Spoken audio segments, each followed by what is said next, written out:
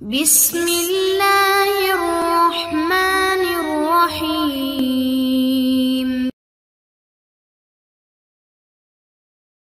معزز ناظرین السلام علیکم۔ معزز ناظرین، ہمارا آج کا مسئلہ ہے منت ماننا۔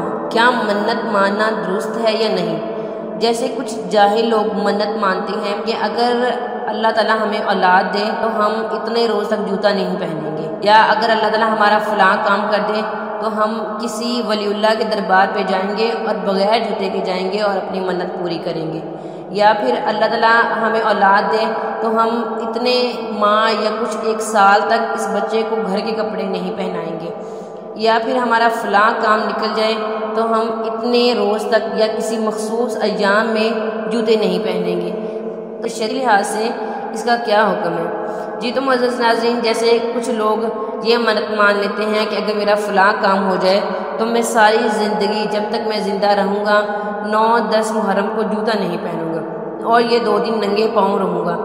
کیا اس طرح کی منت ماننا درست ہے؟ کیا اسلام اس طرح کی منت ماننے کی اجازت دیتا ہے؟